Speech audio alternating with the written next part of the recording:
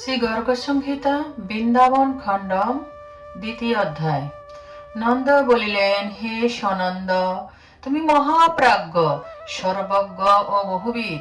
তোমার মুখ হইতে তোমার কথিত ব্রজমণ্ডল মাহাত্ম্য শ্রবণ করিলাম।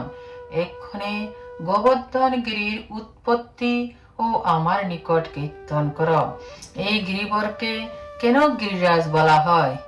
এই নদী রূপিণী সাক্ষাৎ যমুনা কোন লোক হইতে সমাগত হইয়াছেন এবং তাহার মাহাত্ম্য কি? তুমি জ্ঞানীবর, অতএব তাহাও আমাকে বলো। সনন্দ বলিলেন, একদা পাণ্ডু হস্তিনাপুরে বহু শ্রোতার সমক্ষে ধার্মিক প্রবর ভীষ্মকে এই প্রকার প্রশ্ন করিয়াছিলেন। অসংখ্য ব্রহ্মাণ্ডপতি গোলকেশ্বর পরিপূর্ণতম দেব জনার্দন সাক্ষাৎ প্রভু ভগবান শ্রীকৃষ্ণ ভুবার হরণ জন্য গোলকে গমন করেন। তিনি রাধাকে বলিলেন, প্রিয়ে, হে বীরু, তুমিও ভূতলে গমন কর। রাধা বলিলেন, যে স্থানে বৃন্দাবন নাই, যমুনা নদী নাই, গিরি গোবর্ধন নাই, সে স্থানে যাইতে আমার মন প্রসন্ন নহে। সনন্দ বলিলেন, অতঃপর হরি স্বয়ং নিজ ধাম হইতে 84 ক্রোশ ভূমি, গোবর্ধন ও যমুনা নদী পৃথিথলে প্রেরণ করিলেন।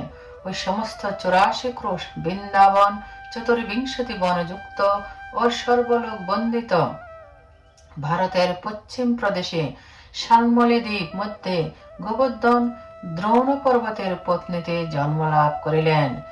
গোবর্ধন জন্মিলে সুরগণ, তদুপরি পুষ্প বর্ষণ এবং হিমালয় সুমেরু আদি গিরিবর্গণ তথায় আগমন করিয়া যথাবিধি গোবর্ধনের পূজা প্রণাম ও প্রদক্ষিণ করতে উত্তম স্তব করিয়াছিলেন। শৈলগণ বলিলেন, তুমি স্বয়ং পরিপূর্ণতম শ্রীকৃষ্ণচন্দ্রের গোপ গোপীয় গোগণযুক্ত গোলকের বৃন্দাবনে গোবর্ধন নামে বিরাজ করিতেছ। তুমি সম্প্রতি আমাদের সমগ্র গিরি সমাজের রাজা। বৃন্দাবন তোমার করে বিরাজিত। তুমি গোলক মুকুট, তোমাকে নমস্কার। হে গোবর্ধন, তুমি পূর্ণ ব্রহ্মের ছত্র স্বরূপ, তোমাকে নমস্কার। সনন্দ বলিলেন, অনন্তর শৈলগণ এই রূপে স্তুতি করিয়া শশস্থানে প্রস্থান করিলেন। গোবর্ধন গিরিরাজ নামে অভিহিত হইলেন। একদা তীর্থযাত্রী মনীষোত্তম পুলস্ত দ্রোণাচল নন্দন শ্যামসুন্দর গিরি গোবর্ধনে আগমন করেন। মহামণি পুলস্ত মাধবী লতা পুষ্প শোভিত ফল ভার সমাকুল নির্ঝরণাদিত মঙ্গলময় কন্দরশালী শান্ত তপযজ্ঞ রত্নময় শতশৃঙ্গ মনোহর বিচিত্র ধাতুরাক রঞ্জিত সশব্দ পক্ষী পরিবৃত হরিণ বানরাদি পশু পরিব্যক্ত ময়ূর ধ্বনি মণ্ডিত এবং মুমুক্ষুগণের মুক্তিপ্রদ সেই গোবর্ধন গিরি দর্শন করিলেন। মনীষাদ্দুল পুলস্ত গোবর্ধন গিরির প্রাপ্তি কামনায় তৎপিতা দ্রোণাচল সমীপে গমন করিলেন এবং দ্রোণাচল কর্তৃক পূজিত হইয়া পুলস্ত বলিতে লাগিলেন। পুলস্ত বলিলেন, হে গিরীন্দ্র দ্রোণ, তুমি সর্বদেব পূজিত, দিব্য ঔষধি সমন্বিত ও সর্বদা মানবগণের জীবনপ্রদ। আমি কাশীবাসী মহামুনি হইয়াও তোমার সমীপে আসিয়া প্রাপ্তি হইয়াছি। তোমার তনয় গোবর্ধনকে আমায় দাও, অন্য কোনো প্রার্থনা আমার নাই। দেব দেব বিশ্বেশ্বরের যে কাশী নামে মহাপুরী আছে, সেখানে পাপী মরিয়া শুদ্ধ পরম মুক্তি লাভ করে। যেখানে গঙ্গা আছেন এবং স্বয়ং বিশ্বেশ্বর তথায় বাস করেন, তথাপি লতা তরু সমাকুল তোমার পুত্র গোবর্ধনকে তথায় স্থাপিত করিয়া আমি সেই স্থানে তপস্যা করিবার অভিলাষ করিয়াছি। সনন্দ বলিলেন, পুলস্ত বাক্য শ্রবণে সুত স্নেহ বিহব্বল দ্রোণাদির নয়ন অশ্রুদ্রাদ্র হইল। তিনি মুনিকে বক্ষমার বাক্য বলিলেন। দ্রোণ বলিলেন, এই পুত্র আমার অতি প্রিয়, তাই আমি পুত্র স্নেহাকুল। তথাপি হে মুনে, আপনার শাপভয়ে ভীত হইয়া পুত্রকে আপনার অভিপ্রায় জ্ঞাপন করিতেছি। হে পুত্র, শুভ ভারত কর্মভূমি তথায় মানবগণ ত্রিবর্গ এমনকি সত্য মুক্তি লাভে সমর্থ। অতএব তুমি মুনির সহিত ভারতে গমন কর। গোবর্ধন বলিলেন, আমি 8 যোজন দীর্ঘ, 5 যোজন বিস্তৃত ও 2 যোজন উচ্চ। হে মুনে, কেমন করি আমাকে লইয়া যাইবেন? পুলস্ত বলিলেন, হে পুত্র, তুমি স্বচ্ছন্দে আমার হস্তে অবস্থান করিয়া গমন কর, আমি করে করিয়া তোমাকে কাশী পর্যন্ত লইয়া যাইব। গোবর্ধন বলিলেন, হে মুনি, যাইতে যাইতে ভার বোধে আমাকে যে স্থলে স্থাপন করিবেন আমি তথায় থাকিয়া যাইব, সে স্থান হইতে আর উত্থিত হইব না।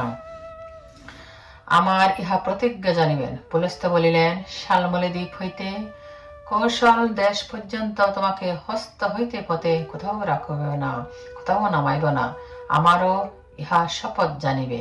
সুনন্দ বলিলেন, তখন অশ্রুপূর্ণ লোচন মহাবল গোবর্ধন পিতা দ্রোণকে প্রণাম করিয়া মণি করতলে আরোহণ করিলেন। মণি মানবগণকে স্বীয় তেজ প্রদর্শন করিতে করিতে গোবর্ধনকে দক্ষিণ করে ধারণ করিয়া ধীরে ধীরে যাইতে যাইতে ব্রজমণ্ডল পর্যন্ত আগমন করিলেন। জাতেশ্বর গিরি গোবর্ধন প্রতিমধ্যে চিন্তা করিতে করিতে মনে মনে বলিলেন, অসংখ্য ব্রহ্মাণ্ডপতি পরিপূর্ণতম সাক্ষাৎ ভগবান শ্রীকৃষ্ণ সঙ্গে ব্রজ অবতীর্ণ হইবেন। হরি এখানে গোপাল বালকগণের সহিত বাল্য ও কৈশোর লীলা এবং দান লীলা ও মান লীলা করিবেন। অতএব পবিত্র যমুনা তীরস্থ এই ব্রজভূমি আমি পরিত্যাগ করিব না। শ্রীকৃষ্ণ রাধার সহিত গোলক হইতে এখানে আগমন করিবেন। আমি দুর্লভ দর্শন তাহাদিগকে অবলোকন করিয়া কৃতকৃত্য হইব।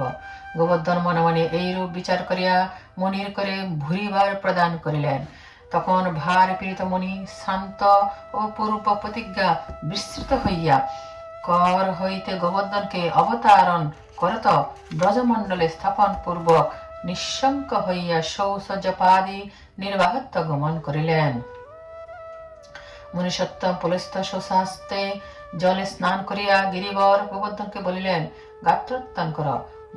ভূরিবার গিরি গোবর্ধন উত্থিত হইলেন। ভূরিবার গিরি গোবর্ধন উত্থিত হইলেন না। মুনি স্বীয় তেজ বলে তাহাকে করদয়ে গ্রহণ করিতে উপক্রম করিলেন। মুনি কর্তৃক গৃহীত দ্রোণনন্দন গিরিরাজ গোবর্ধন তদীয় বিনয় বাক্যে অঙ্গুলি মাত্র চলিত হইলেন না। পুলস্ত্য বলিলেন, হে গিরিবর, গমন কর, আর ভার দিও না। তুমি রুষ্ট হইয়াছি, ইহা আমি জানিতে পারিয়াছি। এখন স্বীয় বিলাস আমার নিকট প্রকাশ কর। গোবর্ধন বলিলেন, হে মুনি, এ বিষয়ে আমার দোষ নাই, আপনি আমাকে স্থাপনা করিয়াছেন, আমাকে রাখিয়া দিলে আমি যার উথিত হইব না, এই শপথ তো আমি পূর্বেই করিয়াছি। সুনন্দ বলিলেন, হতোদ্যম মুনি শার্দুল পুলস্ত্যের ক্রোধে সমস্ত ইন্দ্রিয় বিচলিত হইল। তিনি ওষ্ঠ কম্পিত করিয়া দ্রোণ তনয়কে অভিশপ্ত করিলেন। পুলস্ত্য বলিলেন, হে গিরি, তুমি অত্যন্ত দৃষ্টতা করিয়া আমার মনোরথ পূর্ণ করিলে না, অতএব প্রতিদিন এক এক তিল করিয়া ক্ষয় প্রাপ্ত হও। সুনন্দ বলিলেন, হে নন্দ, পুলস্ত্য এইরূপ বলিয়া কাশী চলিয়া গেলে এই গোবর্ধনগিরি প্রতিদিন এক তিল করিয়া ক্ষীণ হইতে লাগিলেন।